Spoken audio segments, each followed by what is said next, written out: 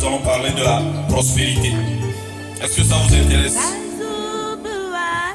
que quelqu'un ici veut prospérer? Nous voulons tous prospérer, n'est-ce pas? Alors nous aimons trop la prospérité.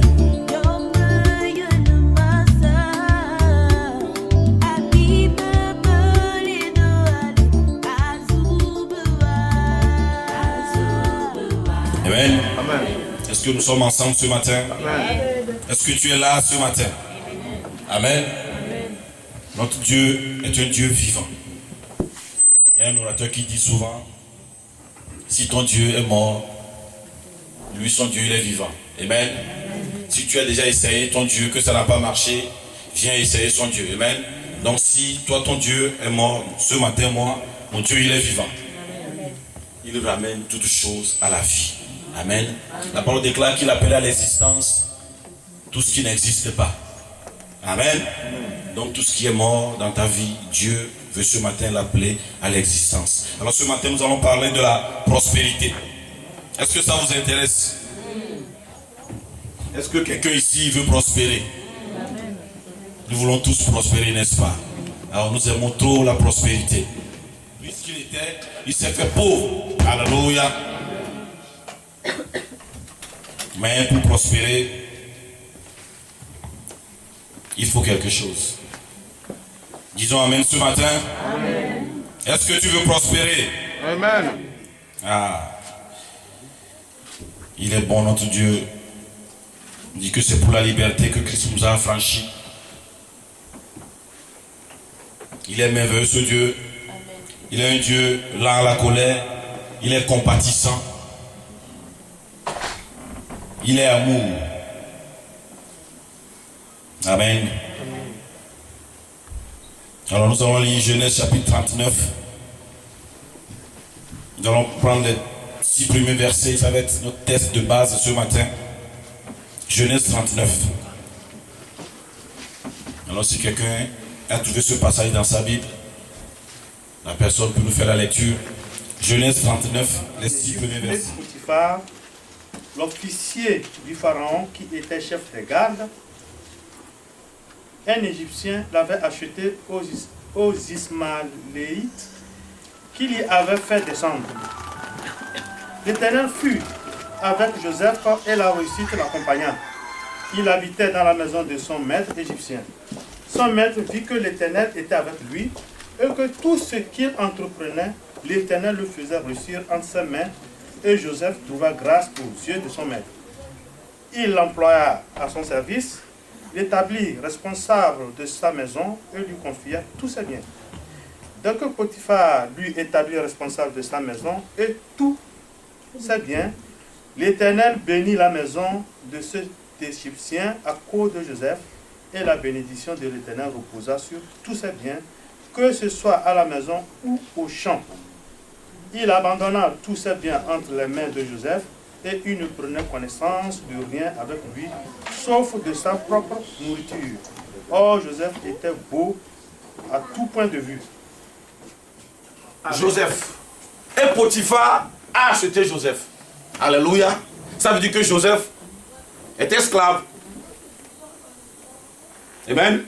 Est-ce que quelqu'un comprend ce matin? Il est question aujourd'hui de la prospérité. Il dit, on fit descendre Joseph. On a vendu Joseph à Potiphar.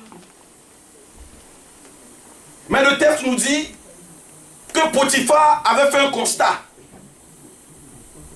Potiphar avait constaté que Dieu était, l'Éternel était avec qui? Joseph. Non seulement il avait constaté que l'Éternel était avec Joseph, mais tout ce que Joseph entreprenait réussissait. Alléluia.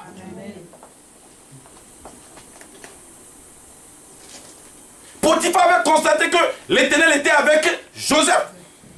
Et Joseph allait de prospérité en prospérité. Ça veut dire que Potiphar a constaté que en achetant Joseph, il a fait une belle affaire. Alléluia. Amen. Il avait fait une très belle affaire en achetant Joseph. Potiphar même avait compris le secret qui faisait prospérer Joseph. C'est-à-dire, l'Éternel était avec Joseph. Non seulement Potiphar avait compris, mais Potiphar avait réfléchi, dit, si si j'abandonnais tout. Parce que Potiphar voulait encore beaucoup de prospérité. Jusque-là, il n'a pas tout confié. Il a constaté que ça prospérait, ça marchait. Il dit, ah, si c'est comme ça, mais j'abandonne tout entre les mains de Joseph.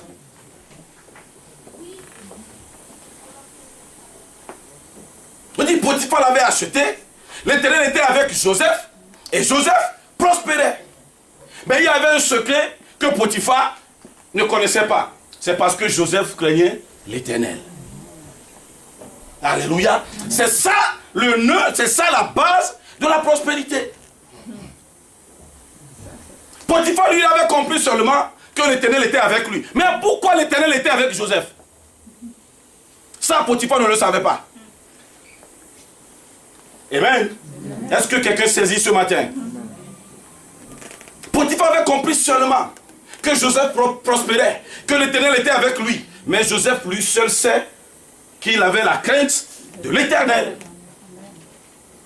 Et pour saisir l'occasion, Potiphar a dit, bon, Potiphar l'a établi. Et quand on dit qu'on a établi quelqu'un, ça veut dire qu'on a pris la personne, on l'a présenté publiquement devant tout le monde dans la maison, pour dire désormais, tout ce qui est à moi, c'est Joseph qui gère. Alléluia. Il est en train de dire indirectement, maintenant Joseph, c'est la tête. Amen. Joseph avait la crainte de l'Éternel. Et il prospérait. Mon frère, ma soeur, qu'en est-il de nous? Alléluia. Nous voulons bien prospérer. Est-ce que nous avons la crainte de l'Éternel? Alors, il faut faire la différence entre la peur et la crainte. Alléluia. Il faut faire la différence entre la peur et la crainte. Celui qui craint l'Éternel, c'est celui qui respecte l'Éternel en respectant sa parole et sa présence. Alléluia. Ça n'a rien à voir avec la crainte. Ça n'a rien à voir avec la peur. On ne peut pas avoir peur de l'Éternel. Celui qui ne connaît pas l'Éternel, c'est celui-là qui va avoir peur de l'Éternel. Alléluia. Parce que l'Éternel, c'est quoi? C'est un bon berger. Parce que l'Éternel, c'est un refuge. L'Éternel, c'est un protecteur. On ne peut pas avoir peur de son refuge. Alléluia. Parce que dans son refuge, on est en sécurité. Faites la différence entre la peur et la crainte de l'Éternel. Celui qui a peur de l'Éternel, celui-là ne connaît pas l'Éternel. Et celui qui a peur de l'Éternel, celui-là est en train de s'égarer.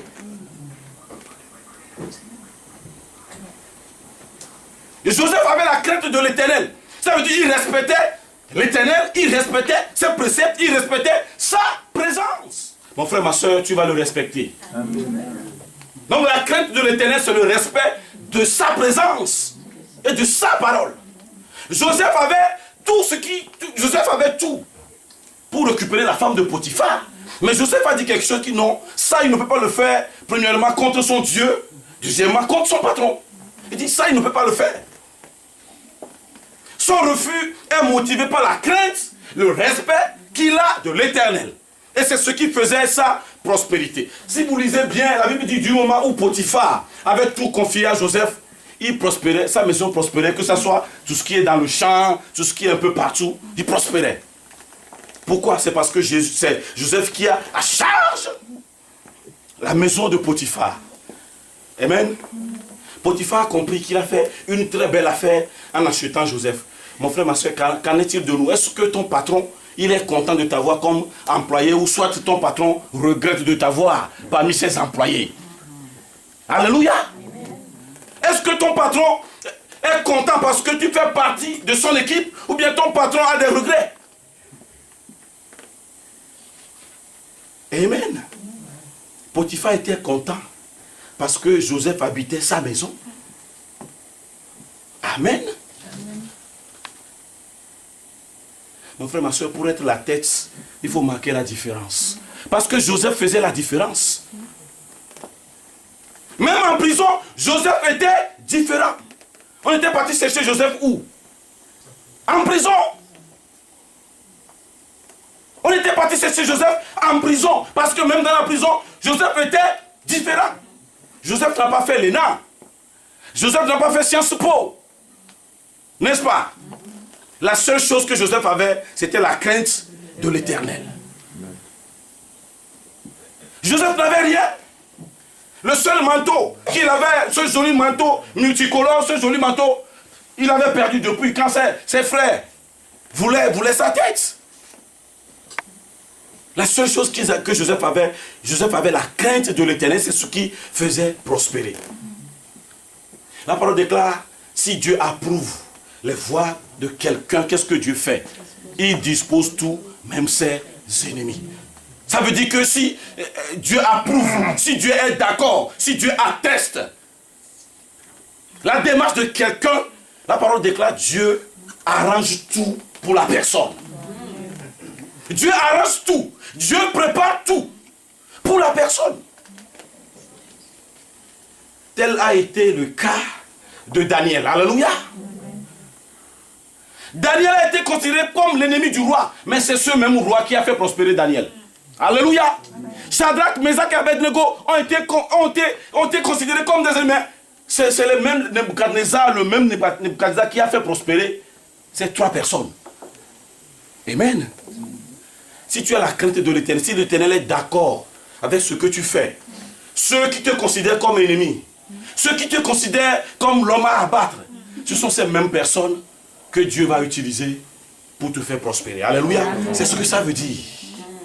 Ceux avec qui tu n'as pas la même vision, ceux qui ne partagent pas ta façon de fonctionner, Dieu dit, quand Dieu il approuve ce que tu fais, la façon dont tu marches, si Dieu est d'accord, il dit, il prépare tout. Même les gens que tu considères comme tes pires ennemis, ce sont ces mêmes personnes que lui va utiliser pour ta bénédiction. Est-ce qu'on peut dire amen à cela? Amen. Joseph a été vendu. Mais il avait la crainte de l'Éternel. La parole déclare que la crainte de l'Éternel est le commencement de la sagesse. Ça veut dire que celui qui a la sagesse de l'Éternel, celui qui est sage, c'est celui-là qui peut prospérer. Parce que quand on n'est pas sage, on est insensé. Alléluia. Amen.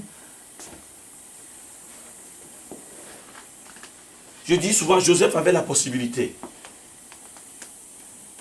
de coucher avec la femme de Potiphar, mais Joseph ne l'a pas fait. Je dis, si c'est aujourd'hui, tu vas te dire, ah, cette occasion, je l'ai rêvé depuis. Je ne savais même pas que cette femme va me faire cette proposition. Amen. Je dis, allez, on y va. Mais à cause de l'Éternel, la crainte, le respect que Joseph a pour l'Éternel, tu vas te dire, non, ça je vais le faire parce que personne ne me voit. Mais Dieu, il te voit. Il est omniprésent. On oublie que Dieu nous voit.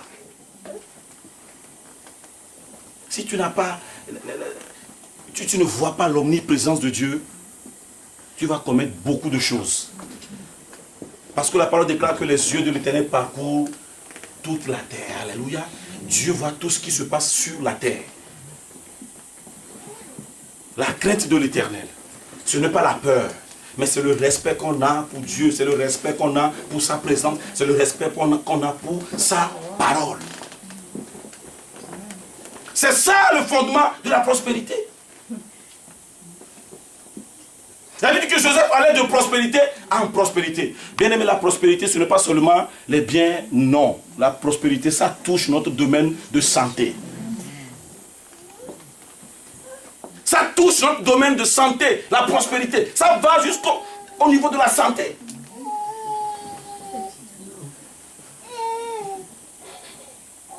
Quelqu'un est-il malade ce matin? Nous allons prier pour la personne après le culte.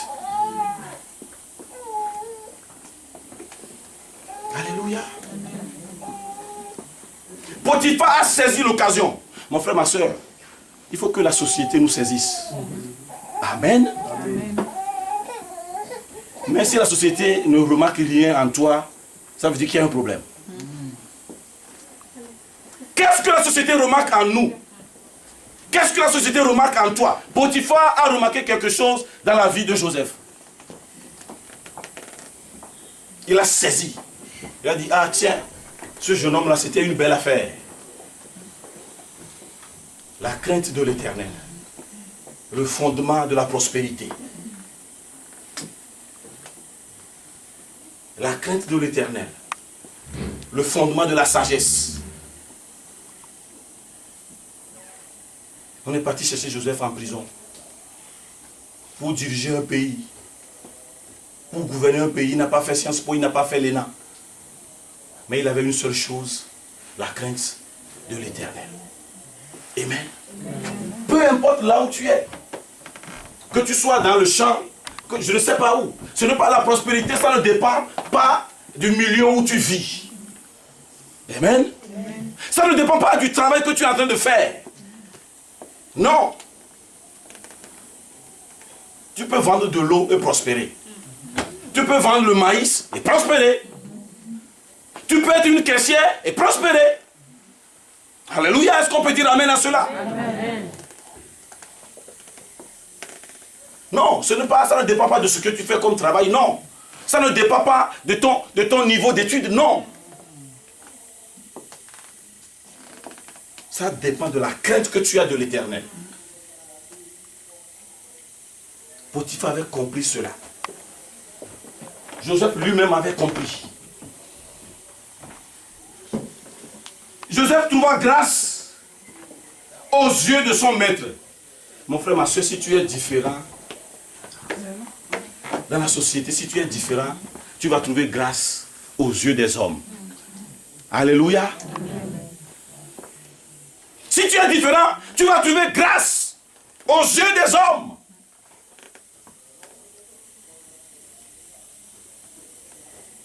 Mais malheureusement, on n'est pas différent. C'est vrai, on est différent, mais notre différence, ça ne se voit pas. Amen. On est différent seulement en venant à l'église le dimanche. C'est ça, notre différence, vous comprenez? Notre différence, c'est le seul fait qu'on vient à l'église dimanche.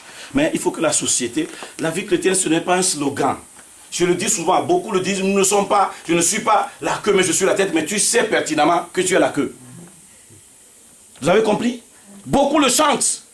Que je serai toujours la tête, je ne serai pas la queue, mais tu connais ta position. Ça veut dire que tu te trompes toi-même.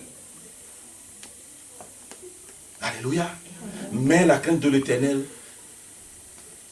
dans ton foyer. La Bible dit que les sages-femmes, parce que Pharaon avait chargé les femmes, les sages-femmes, d'anéantir tous les garçons hébreux. Mais la Bible dit, les sages-femmes avaient la crainte de l'Éternel, ils n'avaient pas fait ce que Pharaon avait ordonné. Qu'est-ce que Dieu a fait? Dieu a fait prospérer leur maison. Alléluia. Il dit, les sages-femmes avaient la crainte de l'Éternel, avaient la crainte de Dieu. Dieu a fait prospérer leur maison.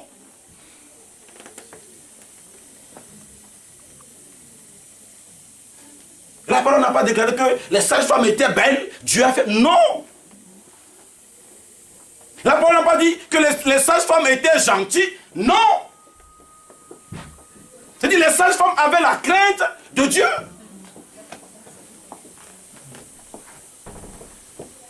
Mon frère, ma soeur, on veut prospérer. Tous. Moi en premier, je veux prospérer. Mais il faut que j'ai la crainte de l'Éternel. Des fois, dans certains de nos comportements, le monde se demande si effectivement on est enfant de Dieu. Amen. Parce que celui qui se dit enfant de Dieu, celui qui se dit chrétien, suppose que la personne ressemble à Christ. Dans tous ses agissements, dans tous ses comportements. Amen. Donc nous devons nous efforcer, moi en premier, nous devons nous efforcer. Et Joseph trouva grâce aux yeux de son maître qui l'employa à son service. L'établir. L'établir, ça dit, Potiphar a reconnu dans cet homme-là sa capacité. Amen. Potiphar l'a désigné formellement. Ce n'est pas parce que Joseph faisait les choses et puis... Non. Potiphar l'a fait formellement. Potiphar l'a établi. C'est ça ce que veut dire être la tête.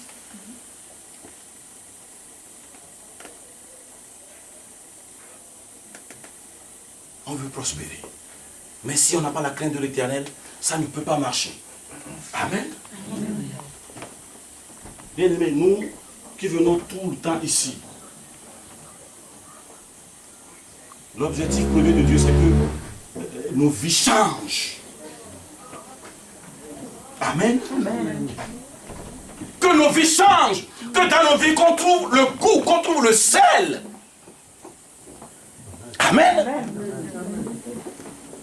Que dans nos vies, qu'on trouve la lumière. Joseph faisait briller la maison de Potiphar. Quand Joseph est dans la maison est vivable. Amen. On ne force pas, tu ne peux pas forcer les choses pour se retrouver à la tête. Non. On ne peut pas forcer les choses pour se retrouver à la tête. C'est la crainte de l'Éternel qui va te propulser. Proverbe chapitre 4, verset 26. Ouais, Proverbe chapitre 4, verset 26. Qu'est-ce que j'ai dit? 24. Considère le chemin par où tu passes. Considère le chemin par où tu passes. Fais attention là où tu mets tes pieds. Et que toutes tes voies soient bien réglées. Alléluia. Ce n'est pas. Et que toutes tes voies soient réglées. Non, ça ne sert à rien de pleurer, de se lamenter. Dieu dit, il faut que tes voies soient réglées et tout sera réglé. Alléluia. Je vais vous dire pourquoi. Dans votre Bible, mettez point d'interrogation là-bas.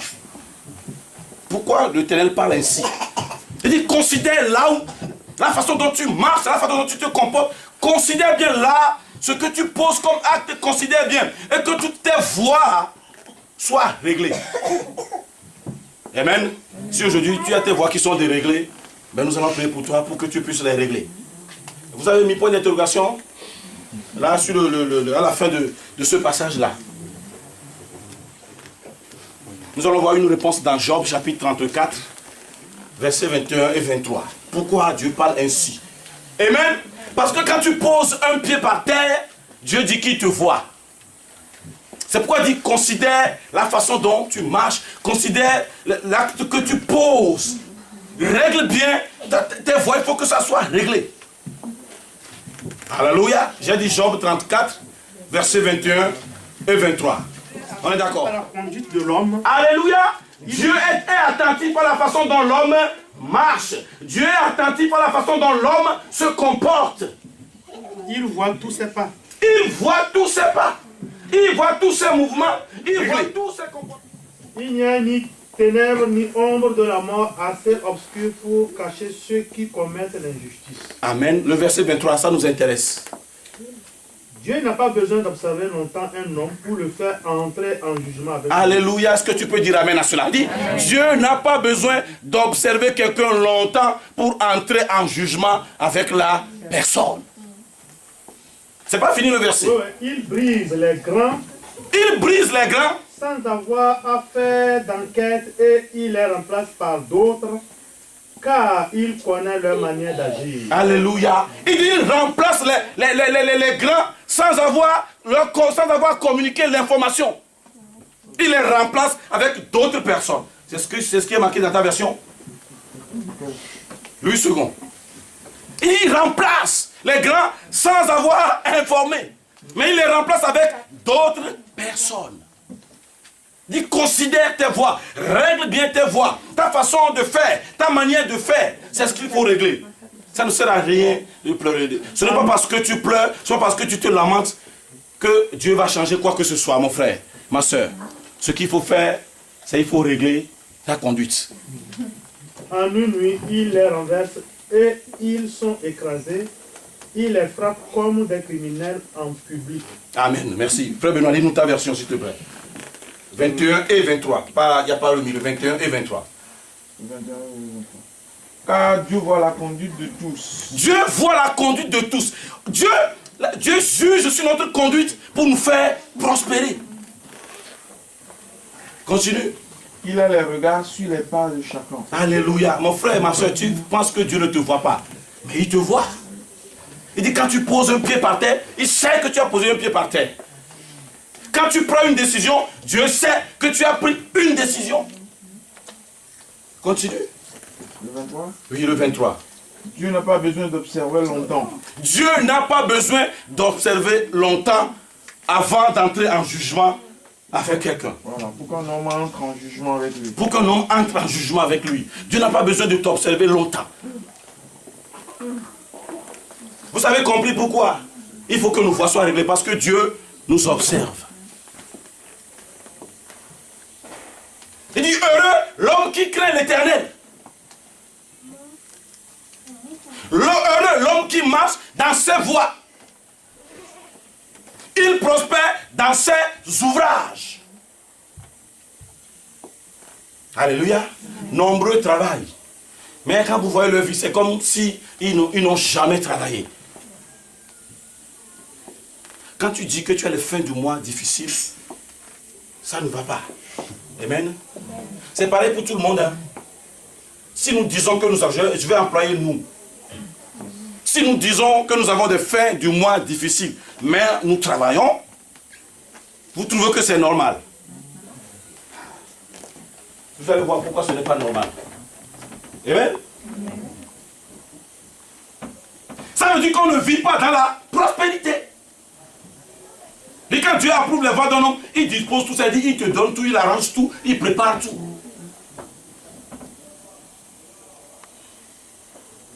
Disposer, il met à ta disposition. Ça veut dire que tu ne dois pas manquer de quoi que ce soit, puisque tu as tout à ta disposition. Mais pourtant, nous passons des fins de mois difficiles.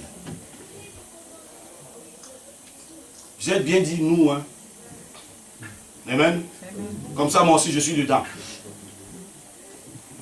Amen. Nous devons régler notre voie, la façon dont nous marchons, la manière dont nous nous comportons. Nous devons régler ça. Puisque Dieu nous observe. Puisque Dieu est attentif à la façon dont nous nous comportons.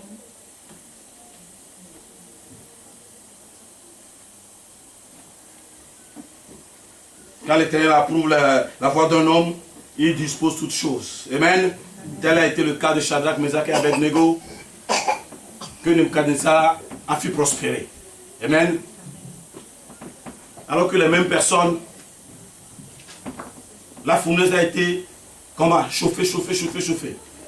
Mais ces mêmes personnes, ce même roi-là qui les a mis en prison, les a mis dans la fournaise ardente, c'est ce même roi qui les a fait prospérer. Alléluia. Donc l'Éternel nous voit. Psaume 128, verset 2.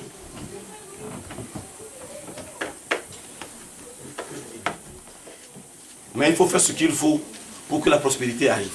La Bible dit que la prospérité accompagnée, ça veut dire que Joseph, partout où Joseph devait aller, il devait faire comment? Il devait prospérer. Puisque la prospérité accompagnait Joseph. On n'a pas dit que la prospérité s'est arrêtée que dans la maison de Potiphar, non. Vu que la crainte de l'Éternel, c'est quelque chose que Joseph vivait. Amen. Ça veut dire que même s'il se déplaçait, la prospérité va l'accompagner. J'ai dit Psaume 128, verset 2. Oui. Tu profites alors du travail de tes mains. Alléluia. Est-ce que tu peux dire amen à cela? Amen. Tu profites alors du travail de tes mains, à moins que tu travailles avec tes pieds. Tu es heureux. Tu es heureux. Tu prospères. Tu prospères. On ne peut pas dire amen à cela. Amen. Tu as lu le seul verset 2. Oui. Prends le premier verset. Alors, heureux tout homme qui craint l'Éternel. Heureux tout homme qui. Heureux tout homme qui. Qui marche dans ses voies. Qui fait quoi? Ah. Heureux tout homme qui craint l'Éternel, qui marche dans ses voies. Tout ce que tu fais prospère. Tout ce que tu trouves avec ta main.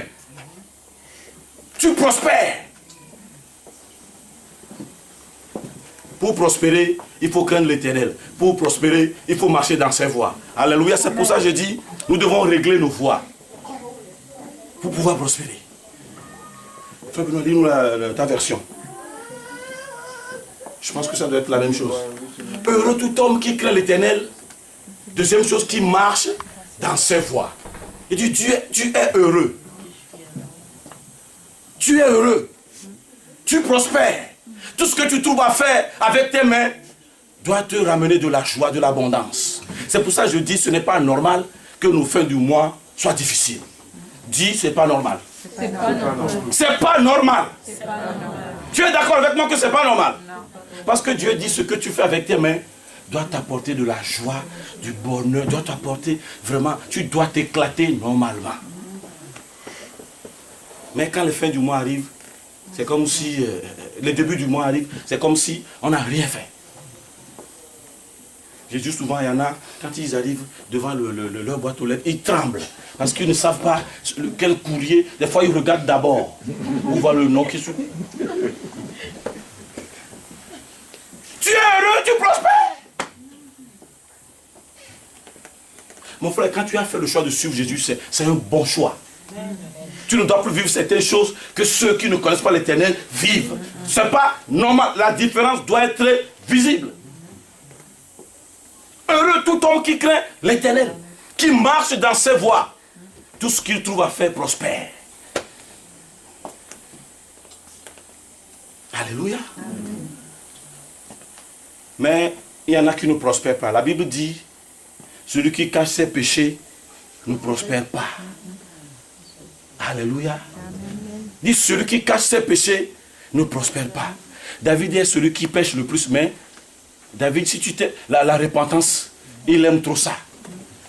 Amen. Tu ne dois pas marcher avec des masques. Amen. Celui qui n'aime pas la repentance, celui-là est masqué. Celui-là, comment l'appelle-t-on, vit dans le camouflage. Il n'est pas interdit de pécher. Je ne cautionne pas le péché, hein, mais il n'est pas interdit de pécher. Mais quand tu sais que tu as péché, il faut te repentir. Ne donne pas même 2 minutes, 3 minutes, 1 mois, 2 mois, 3 mois à l'ennemi. Parce que si tu ne le fais pas, tu te prives toi-même de la bénédiction de Dieu. Il dit, celui qui cache ses péchés ne prospère point. Mais celui qui l'avoue, les délaisse, obtient miséricorde. Il y a une différence entre avouer et délaisser. Il y en a, ils avouent, mais ils ne délaissent jamais. Amen. Quand tu avoues que tu l'as fait, il faut délaisser. Parce que si tu ne l'as pas délaissé, ça ne sert à rien d'avouer. Amen. Ça suppose que tu es en train de manger quelque chose, tu dis que mais la chose n'est pas bonne, mais tu manges quand même. Tu dis non, ça c'est trop amer là. Mais tu manges. Amen. Donc pour prospérer, il faut avoir la crainte de l'Éternel. Pour prospérer, il faut marcher dans les voies de l'Éternel. Pour prospérer, il faut se repentir. Amen. Heureux tout homme qui craint l'Éternel. Heureux tout homme qui marche dans les voies de l'Éternel. Heureux tout homme qui se repent de ses péchés. Amen. Il ne faut pas avoir peur de Dieu, non. Mais il faut avoir la crainte de l'Éternel. Parce que c'est un Dieu bon. Ce n'est pas comme les papas que nous sommes. Amen. Dieu n'est pas comme nous les papas. Parce que nous les papas, des fois on a des vilains défauts. On tape fort nos enfants. Si Dieu veut nous taper, quelqu'un peut rester ici? Moi le premier, je ne peux pas rester. Amen. Amen. Mais c'est un bon père. C'est pour ça que ce n'est pas bon. Les papas, si vos enfants, quand ils vous voient, ils tremblent, vous n'êtes pas un bon père. Des fois, je pose la question à ma fille, est-ce que tu as peur de ton... Ne faut pas avoir peur de ton papa. C'est vrai que je crie un peu fort. Mais seulement parce que je crie qu'il faut avoir peur. Non. Les papas doivent être doux, nous devons être l'exemple. Si Dieu veut nous frapper ici, oh, personne ne serait ici. C'est pour ça qu'il ne faut pas avoir peur. C'est un bon père, c'est un bon berger. Il est là pour nous protéger. C'est notre refuge. Mais la seule chose que l'Éternel demande, il faut avoir une crainte de lui. Amen. Vous savez pourquoi beaucoup de gens ne viennent pas à l'église? Ils ont peur que ceux qui viennent déjà vont les condamner. Amen. On est les premiers à condamner. Pourquoi tu fais ça? Pourquoi tu fais ça? C'est pas bon. Tu es Satan. Non. Dieu ne nous condamne pas. Donc nous aussi, on ne doit pas condamner. Dieu ne nous condamne pas. On condamne facilement. Tu as vu ce qu'il a fait? Un enfant de Dieu peut faire ça? Et toi, ce que tu fais, est-ce qu'un enfant de Dieu peut le faire? On condamne. Peut-être moi en premier, sans le savoir. Amen.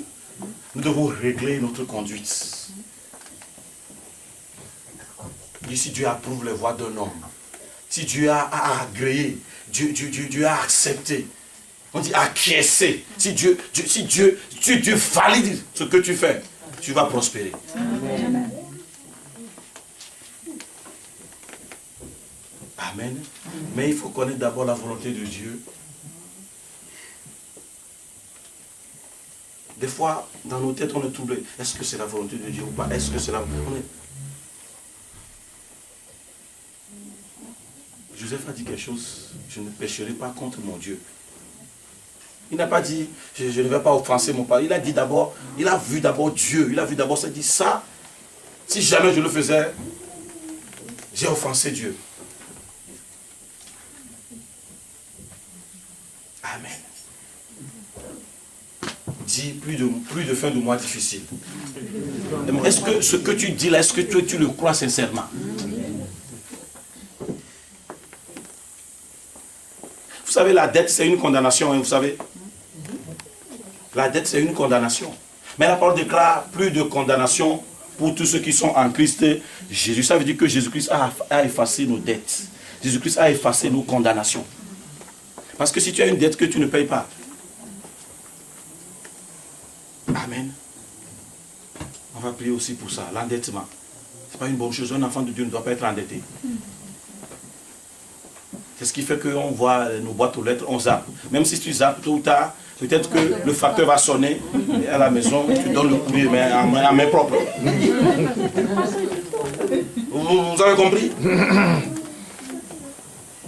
Ou soit tu vas laisser le courrier chez le voisin, quand le voisin va sonner, tu ne sais pas que c'est le voisin qui te donne. Alléluia. Riche qu'il était, il s'est fait pauvre. Bien-aimé, j'aimerais que tu prospères à tous égards. Que tu sois en bonne santé, c'est la prospérité. Que ton âme prospère. Mon frère, ma soeur, en venant ici, notre vie doit changer. Pourquoi le Seigneur nous a appelés? C'est pour le changement. Même si nous a promis que le changement c'est maintenant. C'est vrai, hein, le changement c'est maintenant. Est-ce que vous savez ça? Pour nous, les enfants de Dieu, le changement, c'est maintenant. Il dit, tout ce que tu trouves à faire doit prospérer. Tu ne dois pas vivre comme si tu ne travailles pas. Amen. Tu dois être heureux. Ça fait partie de la prospérité. Heureux tout homme qui craint Dieu, qui marche dans ses voies. Tu es heureux, tu prospères. Partout où tu passes, tu dois sentir que Dieu est là, que Dieu est présent. Si tu ne sens pas que Dieu est présent, tu vas commettre beaucoup de choses. Parce que tu vois que des hommes, mais tu ne vois pas Dieu. Amen. Est-ce qu'on peut se tenir debout sur nos pieds ce matin? Nous allons prier. Je ne sais pas quels sont tes soucis. Si c'est l'endettement, nous allons prier pour ça. Christ est venu, il a effacé. Quand on parle de l'endettement, quand tu veux aller dépenser, il faut dépenser sagement aussi. Amen. Ce n'est pas parce qu'on dit, en France, il y a toutes sortes de crédits, il y a toutes les cartes possibles. Mais si tu veux prendre toutes les cartes, tu vas te retrouver un jour à côté, chez Vinatier. Amen. Dieu nous a donné la sagesse, il nous a donné l'intelligence. Peut-être que tu l'as fait dans l'ignorance, mais nous allons prier ce matin.